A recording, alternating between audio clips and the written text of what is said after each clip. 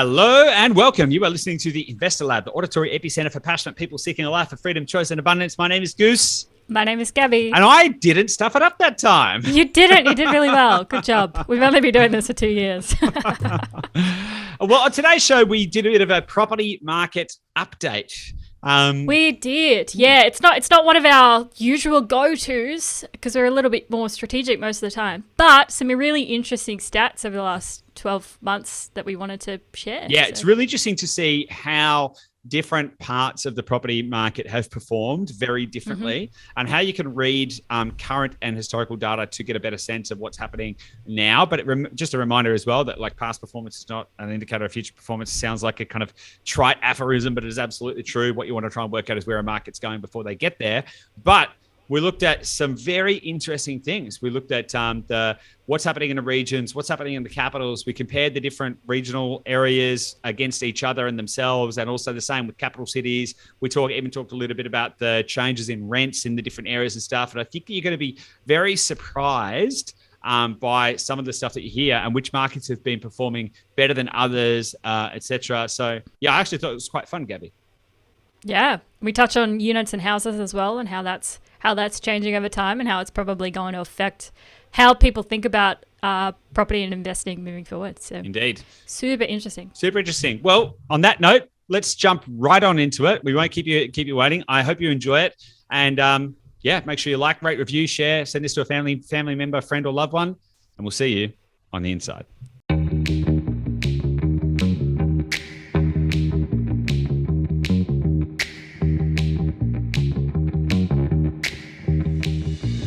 Hey guys, welcome back to the Investor Lab. You with your pals Goose and Gabby. Gabby, how are you? I am tired, to be honest. I'm good. I'm a little tired today. Why? What have you been doing? I think we've got your folks are visiting this weekend. They are. And if they're listening, it's because I'm really excited to see them, and I have just not been sleeping. I've been so excited that I haven't been sleeping.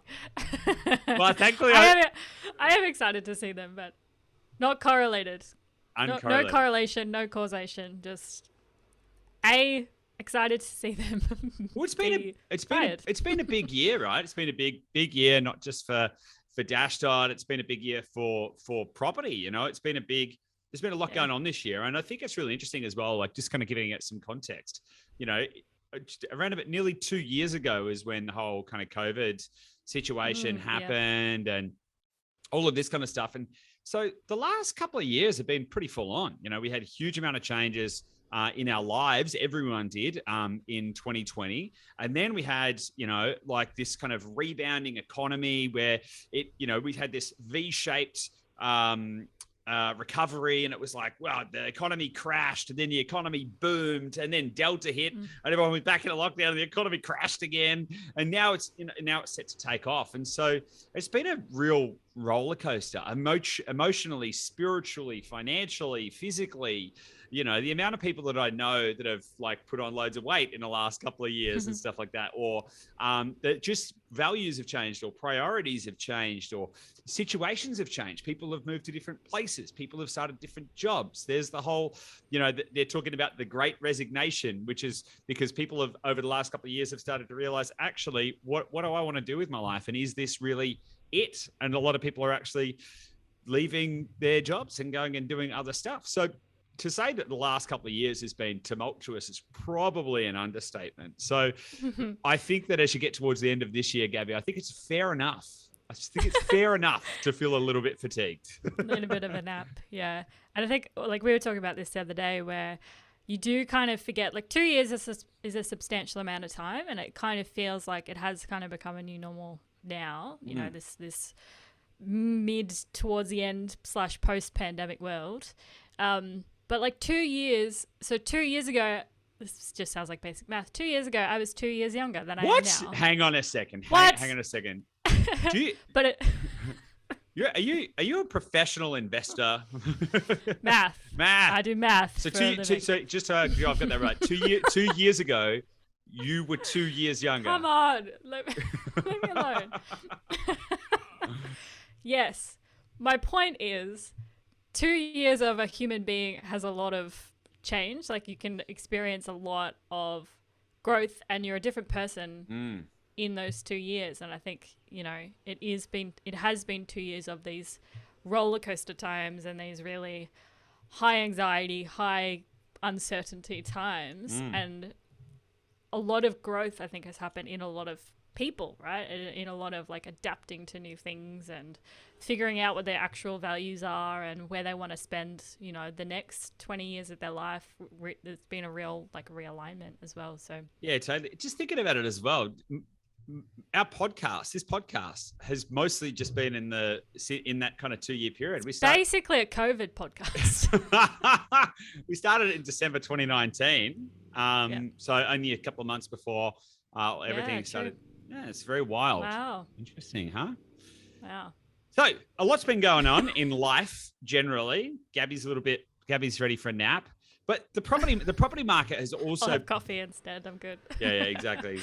The property market's also been in a wild state, West. Wild West. And it's pretty interesting as well because everyone says things like, the whole property market grew by 22% and stuff. Like you hear a lot of this kind of nonsense when you read stuff in the mainstream media. And largely they just categorize things and they say the Australian property market has grown by X, when in reality, some markets have grown by more than that. And then that brings up the median. And, so there's definitely been a lot going on in property in the last 12 months. And I thought for the very first time, like we should maybe do a little bit. I don't think we've ever really done a property market update, or maybe we have, or I'm not really sure.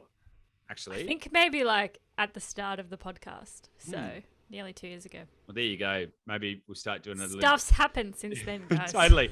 Now we're getting towards the end of 2021, so I thought it'd be a good opportunity for us to just kind of reflect on what's been happening in different property markets, in the last kind of month, 3 months, 12 months, what that means,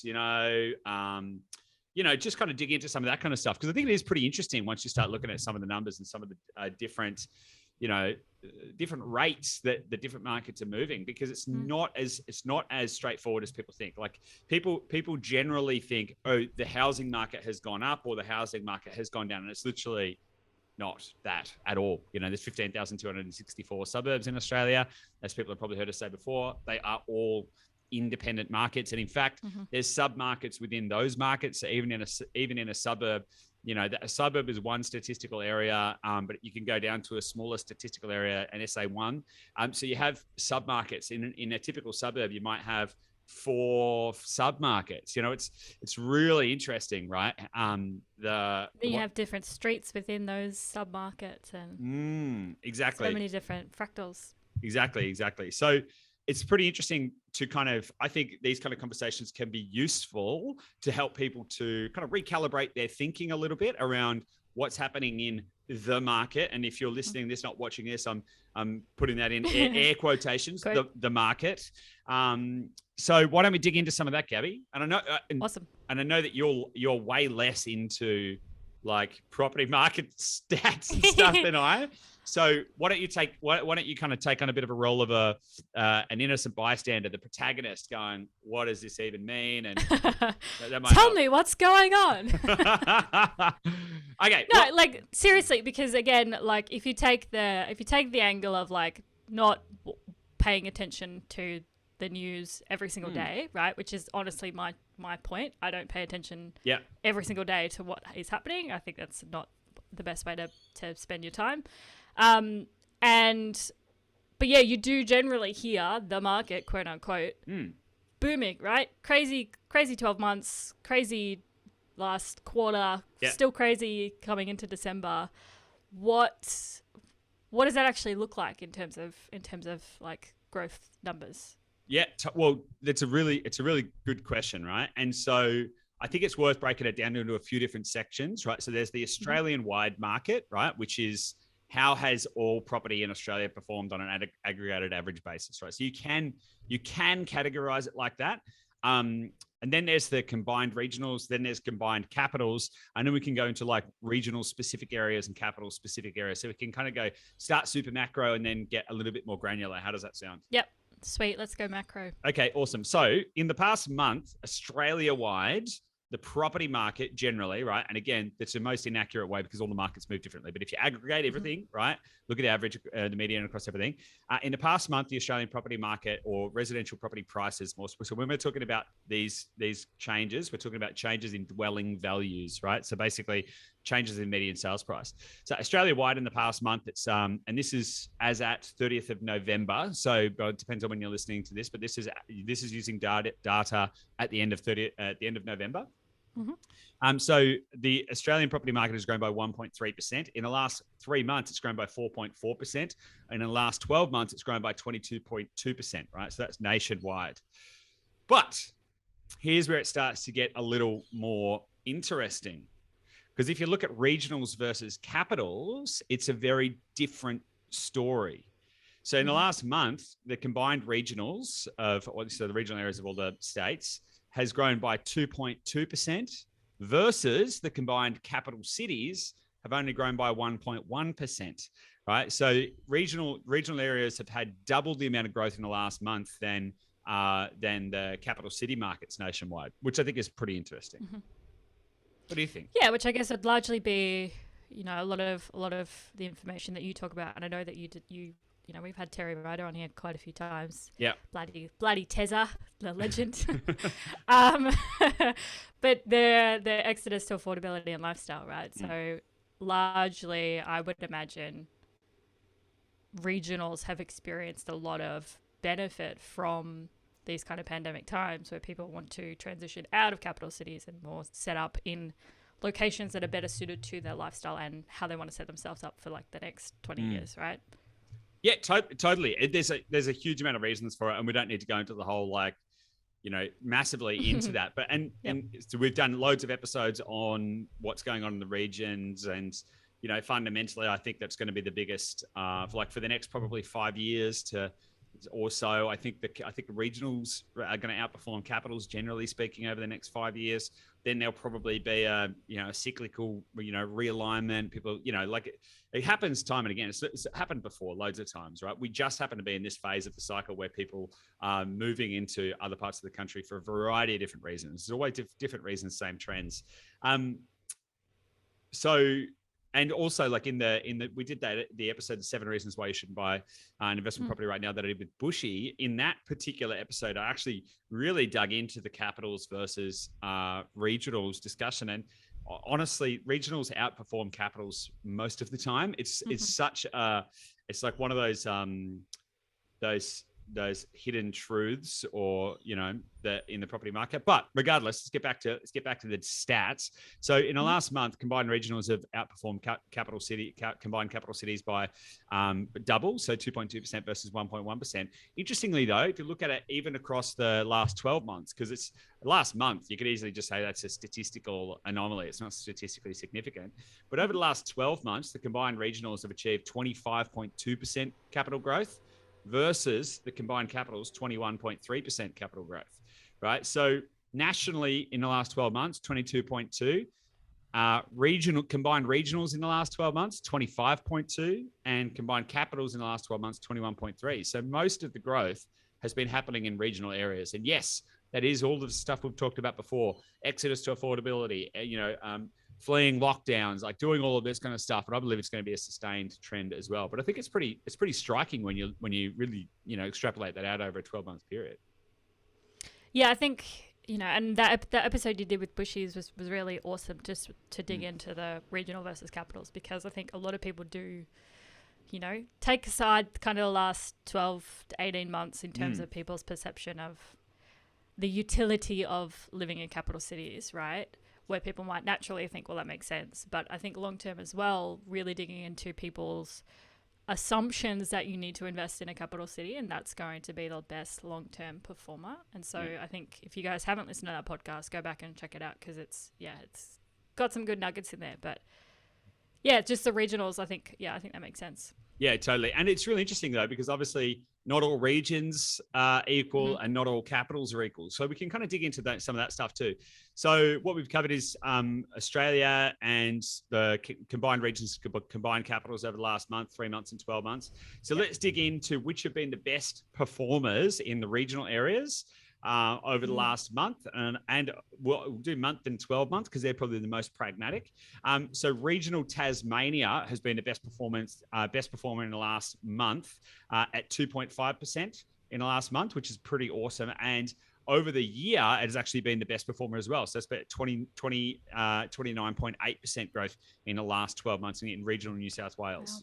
Yeah, huge. Yeah, that's huge. Yeah, so that's been actually the best performer across the country over the last 12 months. That's been the best performing market segment over the last 12 months, which is pretty interesting. Some other areas of note, though, would be regional New South Wales. So that's grown 2.4% in the last month and 29.1% in the last 12 months. So that's kind of like number 2 in the regionals list over the last 12 months. And then we've got regional Queensland coming in third with 2.2%. Well, actually, if you look at the last month, regional South Australia is actually the best performer at third best performer at 2.3%. And then Queensland is the fourth best performer at 2.2%. But on a 12-month basis, regional South Australia has only grown by 16.9%. So that's been the second lowest in the regions for the last 12 months. But regional Queensland has been the third highest in the last 12 months at 24.1%. So just to kind of recap that, the top 3 regions in terms of performance for the last 12 months to November 30 were in order: regional Tasmania at 29.8%, regional New South Wales at 29.1%, and then regional Queensland at 24.1%. And a special mention goes to regional Victoria, which has grown by 24% over the last 12 months, so only just behind regional Queensland as well. Now, it's so interesting because I love the psychographics of all of this, right? Yeah. And usually you can pinpoint some kind of anecdote yourself that you've experienced that applies to this. And I was just thinking the amount of times that I've had a conversation with my mum and she's asked where we're buying at the moment. She's trying to get the goss. And she's like, oh, do you think you could is there anything happening in Tasmania? I'm thinking about I could go and live over there. And there's a lot of this anecdotal mention of Tasmania, and it tends to, those kind of stories that you experience tend to show up in the data as well. So it's interesting. Yeah, totally. And it's also really interesting to then compare that with yields though, right? So if we look at the gross rental yields in those areas, that's also really, really telling as well. So regional Tasmania, 4.4% gross yield, regional Queensland, 4.6% gross yield, regional New South Wales, 3.7% gross yield. So every investing decision has to be made not just in the context of growth, but also in the context of affordable growth. And what is the opportunity for you to buy properties which are going to be able to give you the liquidity you need to be able to maintain your borrowing capacity and everything like that. And so there's always this trade-off between what aspects of the Holy Trinity you're going to focus on the most. Is it growth? Is it cash flow? Is there other factors, or is it a balance? So, yeah, it's pretty interesting. And the other thing as well is that I would suggest that these numbers aren't, the 12-month historical are not necessarily the things that are going to be happening in the next 12 months. So just because you listen to this podcast that regional Tasmania has grown by 29.8% in the last 12 months does not mean that that's a good sign to go there and buy. In fact, it could actually mean a really big sign that actually the best buying has been done, particularly when you look at some of the other numbers in the 1 month, with regional South Australia popping up to 2.3% in the last month. I would suggest that there's some really good opportunities creeping up in regional South Australia over the next 12 months as well. So yeah, some really interesting stuff there, actually. Yeah, I think it's a classic. Again, it's like psychographics, right? When you hear investment, when you hear a place has been performing, so I'm going to jump on, and before I miss out, there's that FOMO element as always. But, I would imagine Brisbane still over the last 12 months has done pretty well. It's a capital, but I would imagine because people still seem to be consistently saying, what about Brisbane? What about Brisbane? What about Brisbane? Yeah. Yeah, totally. And it's really funny that you just say that kind of see, I would say that I'm very good at property, very bad at shares, right? which is why I have just some play money basically in shares. It's not your strong suit. Oh my God. No. So I finished reading Elon Musk's book. Well, not Elon, the book on Elon Musk, right? And I finished reading that and I was like, oh yeah, Tesla. Yeah, Tesla's awesome. So I went and bought some Tesla shares. And then literally the next day, like literally the day, 24 hours after I did that, that was when he posted, hey, should I sell 10% of my shares or whatever? And the share price just crashed. Like I bought them. I was like, oh yeah, Tesla. Yeah, it's been going up ages. Look, it just keeps going up. It just keeps going up. And so I bought, and literally the next day lost, I think, 10% of the money that I'd put into it. Now, it wasn't a lot of money. I don't really do much with shares because it's not an area that I have, the skills and the expertise and also the technology and stuff that we have. But that's a classic example of kind of getting in at the wrong time. And then in another example, in the last week or so, there was like a bit of a correction happened, like a little blip in the radar, and I like freaked out. I thought, oh my God, I've got to sold a bunch of shares, and then literally it was like someone just hit the shares the value with an axe, and I bought at exactly the bottom of the dip because I was following my emotions. I'm like, okay, this is not how to play that game. So not my arena. No, it's not. It was a really good lesson. Just a good reminder that that's not my area. Property, great. Shares, not so much. No, yeah, exactly. Property, I can tell you pretty much exactly when to buy and when to sell. That's great. But anyway, so that is just a good pertinent reminder that just because things have been going well does not mean that means they're going to continue to go well and continue to outperform. And you will get the greatest gains when you get in earlier in the cycle. So, for example, in regional Tasmania, we were buying in regional Tasmania. I don't know, 18 months ago, Gabby, we were buying in regional Tasmania. And so by getting in at that point in the market, which made a lot of sense, we've now been able to capitalize on all that growth for our clients. And so really the trick is actually working out where are the markets going, not where have they been, right? So it's very interesting, very interesting to think about all that kind of stuff. So let's talk about the capital cities then, right? Because we're talking about which regions have been performing well, but what about which capital cities? Because again, Sydney being the largest population base in Australia and Melbourne being the second largest population base in Australia, and that's where most of the media outlets are housed, they tend to talk about property in the context of what's happening in those areas, right? So let's take a little look at some of the best performers in the last 12 months, right, in terms of capital cities. So the best performer in the last 12 months in terms of capital cities has been Sydney, which probably isn't a huge surprise to a lot of people because they probably have heard in all the media how much Sydney prices are going bananas and all of that kind of stuff. And Sydney over the last 12 months has grown by the property market. And again, bearing in mind, there are markets within markets and not every suburb has performed the same. And some suburbs in Sydney have actually gone down in value over the last 12 months, believe it or not. There are suburbs in Sydney which have gone down in value over the last 12 months. So please don't misrepresent. This is the average. Yeah, this is the average across the whole area. So Sydney, broadly speaking, the property market has increased by 25.8%, which has been the strongest performer in the last 12 months, followed closely by Brisbane at 25.1%. So Sydney, 25.8, Brisbane, 25.1. Oh, sorry, my mistake. Hobart was the best performer. I missed it.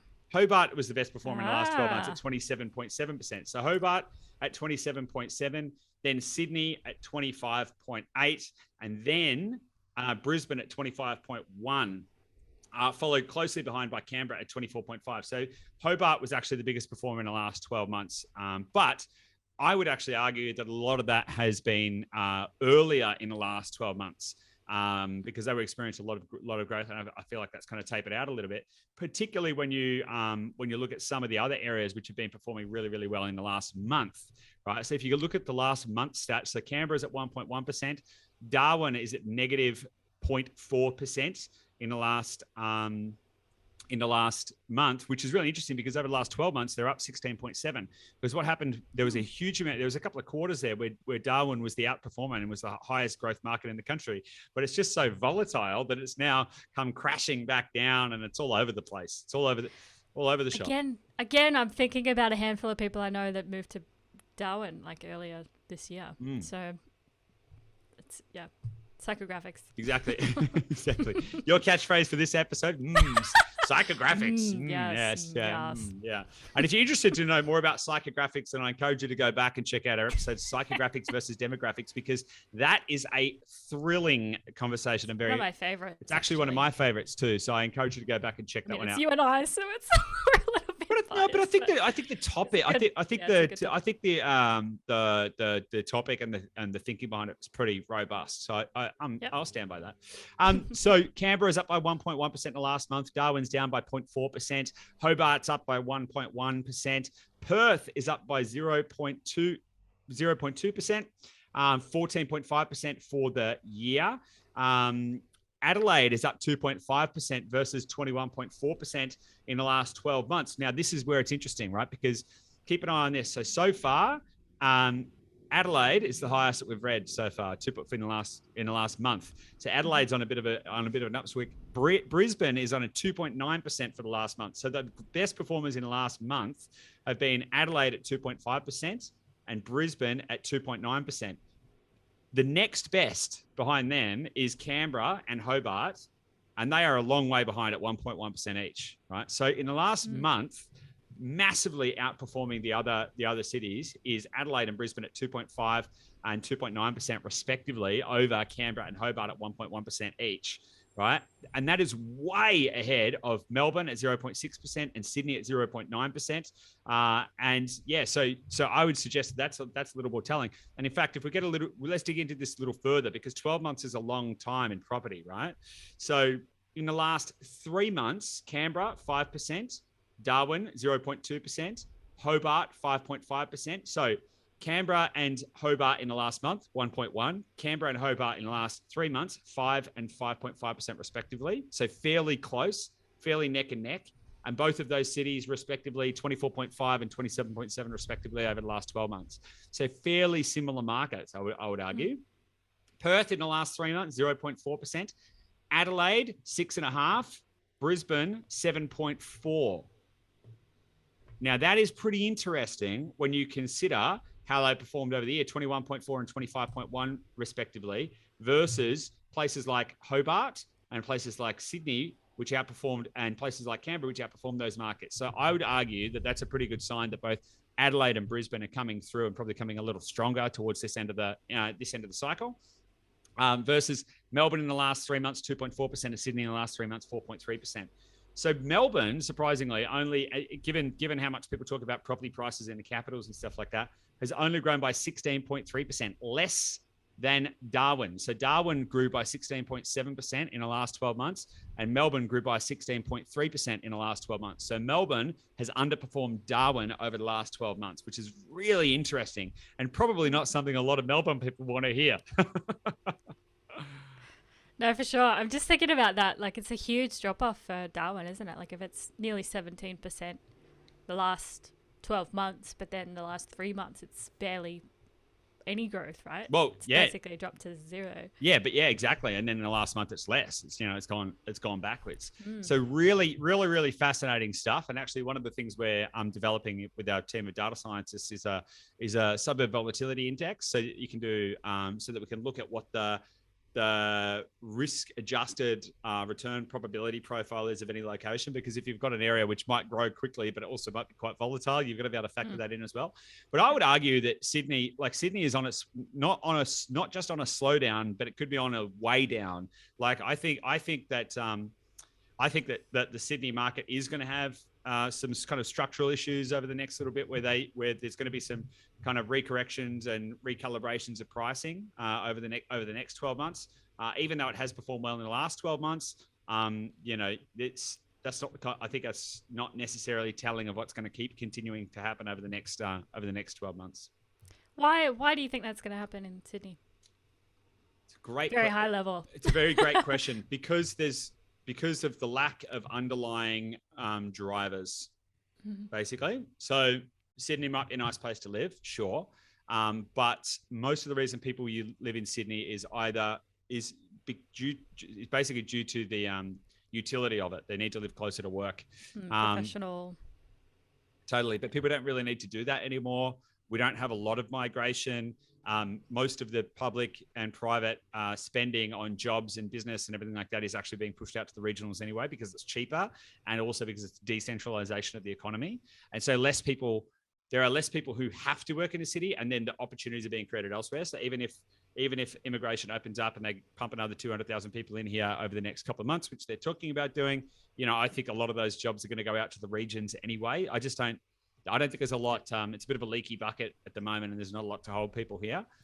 Nice place to live if you're in the right parts. But if you're not in the right parts, like where you've got access to things like beaches and waterways and stuff, if you're just living in suburbia, then there's way better places to live in the country, and people are realizing that as well.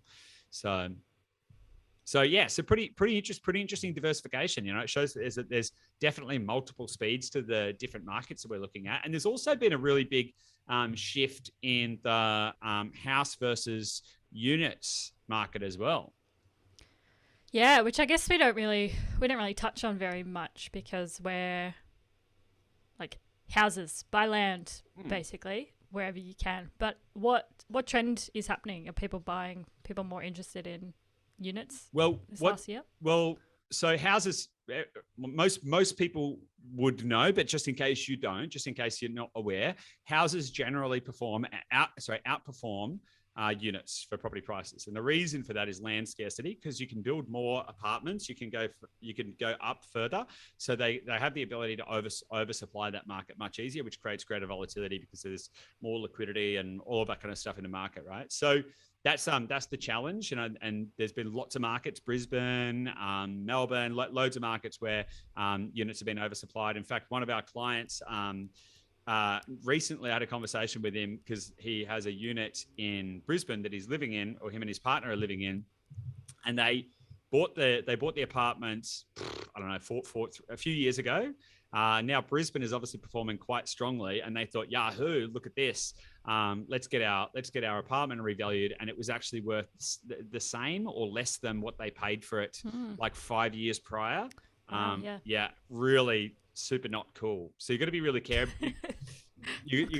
Not cool, guys. Not cool. So you got to be careful about all that kind of stuff, like the supply risk. But what's actually happening is that houses have continued to outperform units. So houses in capital cities have gone up by 1.2% over the last 12 months, and 0.7% for houses, which is pretty huge. So, what were those numbers again? Sorry.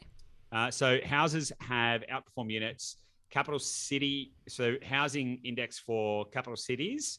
So houses are up 1.2% in the last month, and units are up 0.7% in the last month. So it's a pretty sizable gap. Sydney is where the gap is the biggest. A house costs on average $523,000 more than a unit, which is massive. Wow, huge. Yeah. Capital city houses are now 37.9% more expensive than capital city units, which is the largest difference on record, which is massive. So yeah, it's a pretty wide gap. Now, the fundamentals of that make sense, and the mechanics of that make sense. There's land scarcity, there's bigger property, but there's loads of reasons why that is the case. But the question you've got to ask is, what is that going to mean, right? So, and this is, I think, one of the potential soft spots in places like Sydney, right? Because the gap between units and houses has gotten so big that people are probably questioning, well, do we even need to buy a house? Like, if you're in a situation where maybe you're looking at buying a house, and maybe it's like 1.5 million versus or maybe it's like 1.3 million versus a really nice apartment for 800,000, for example, right? If that's the kind of spread that you're looking at, then there's going to be a lot of people who are just going to say, look, it's too expensive to go and buy a house. Can we adjust our expectations? Are we going to be satisfied with apartments? Now, that I think is a part of a bigger trend towards greater densification. And I think that is a trend that is happening in Australia. Greater densification doesn't mean that everyone should go and start investing in apartments. It means that the value of houses and land is going to continue to rise more rapidly. But I do think that more people are going to be adjusting the way they're living and are going to be satisfied with living in smaller properties, etc. I know me personally, like, I'm probably happier in an apartment than I would be in a house. Yeah. From a personal living perspective, right? Yeah, I was just thinking it'd be like we're going to see an even steeper increase in rent vesting, right? You would imagine, because if that gap keeps going up, right, prices are going up, right, and people are not going to stop wanting to live in a place that they enjoy living in. And so sometimes it might reach a point where the multi-million-dollar house is just out of reach for a lot of people. And so deciding, actually, you know what, I'm going to live in a place that I rent, in a location that I enjoy. Sure, I don't own it, but instead I'm going to park my funds I'm going to park it in an investment property in a location that is actually logical and makes sense and is a good choice. Yeah. As opposed to like I think a lot of people still have that dream of saving up, buying, people in Sydney, everyone wants to like live on the water in the east, and it's like it's not feasible for so many people. And I think with people growing into more prioritizing their lifestyle for the next 20, 30 years, I think rent vesting is going to become more and more the obvious choice, as opposed to... Totally. But even if it's not rent vesting, like even if people are still buying, right, there's still going to be some big decisions to make. And I would argue that there are going to be a lot more people in that situation, in a place like Sydney, for example, where they will be choosing to buy an apartment, right? Versus a house. And what that will do is that will drop the house price growth back a gear as the demand gets soaked up by units. Right. And so I think that there's a piece there, but the other problem with that is that there's so much more supply of units, right? So there's a lot more room to be soaked up in that market. So it's not just going to be as simple as like, house prices might slow down and unit prices are going to start skyrocketing. Not necessarily, because there's a huge amount of supply in that sector, and there's constantly more apartment blocks being built. So I would suggest that is still going to dampen the price growth in the unit market as well. Like that's going to still be very, very slow. I think what the actual outcome is going to be is just a dramatic slowdown of the property market, because you can only get so volatile, and you can only create those gaps so much before things start to slow down a little bit. So yeah, for sure. Sweet. Is there anything else that's kind of burning that's happened over the last little while that we can recap on? I think annual change in rents would be really interesting as well. Just super quick. So I've got some stats here, just so people can get an idea of what's kind of happening in the rental market. Because if you're an investor, rents matter, right? So if you're a homeowner, not so much. But obviously this show is for investors, or primarily for investors. That's who we speak to the most. So let's take a little look at that. So capital city changes in rents in houses. So Darwin, 17.7% increase in rents over the last 12 months. Hobart, 13.7% increase in rents over the last 12 months. Brisbane, 11.7%. Perth, 11.6%. Sydney, 10.2%. Adelaide, 9.4%. Canberra, 8.7%. And Melbourne, 4.7%. So Melbourne has been a gross underperformer in the last 12 months. It's the lowest increase in rents across the 12 months at 4.7%, and also the lowest, not the lowest, but the second lowest growth nationwide over the last 12 months. The slowest growth nationwide over the last 12 months was Perth. This is specific to capitals, because all of the regions outperformed those numbers. So that's pretty interesting, isn't it? I think those rental the rental growth numbers. Yeah, what do you think about that? I meant to say the word psychographics again. Yeah, but it's the so psychographics. It is interesting though, because I think if you can understand and pay attention to the psychographics of what people think and feel about different locations at different points in time, it trickles down like a couple of months or the next 12 months into the data that we see. Yeah. And so like Melbourne, an exact example, like that makes sense if you think about it logically, that there is less demand for both houses in terms of the capital growth, one of the lowest performing capital growth capital cities in the last 12 months, but then also that rental increase, the lowest performer by a fair whack. That makes sense, because you think like there is less demand of people moving to and moving around Melbourne. So I think that, it makes sense. Yeah. 17% in Darwin, though. That's huge. Yeah, totally. So Darwin is by far and away the highest yielding capital city at 6.1% median. But good yields, but maybe slightly volatile property prices, perhaps. So yeah. So that's probably the only other interesting property market statistic, data, fun fact, news that I'd love to share. What do you think of it? Do you think it's been valuable, Gabby? Have you gotten anything out of this episode? Yeah, I was just thinking about the rental increases as well, right? Because I think like yields, there's so many things that go into yields. It's like prices, the purchase prices go up and then your yields come down, right? But so as the prices are going up over the last 12 months and may continue to over the next few years, broadly speaking, yields are going to be compressed, right? They're compressed now and they're probably going to stay. Yeah. If you look at the last 20-year trend in yields, it's a downward trend. Yeah. Yeah, and obviously there's markets within markets. It's not everywhere. You can still find pockets where you get really strong yields. But generally speaking, the median yield, it would be coming down.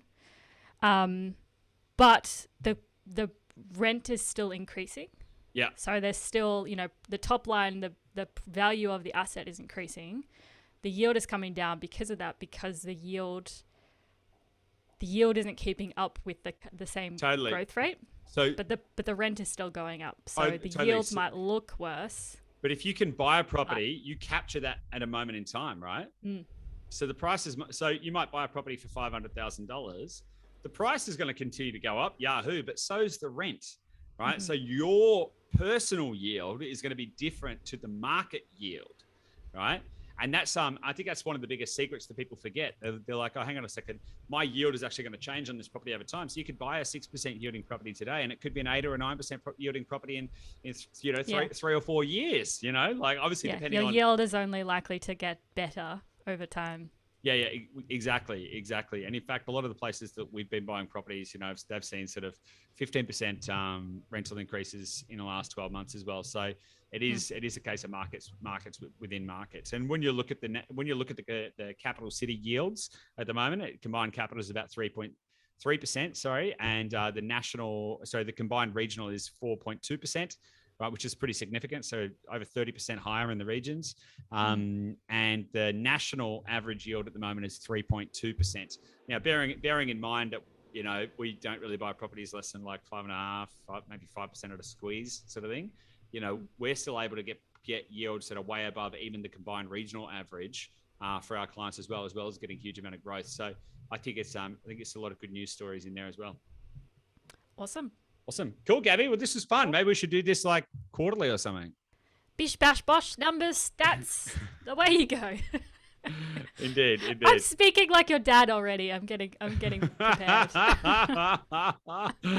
Awesome. All right, Gabby. Well, why don't we leave it there?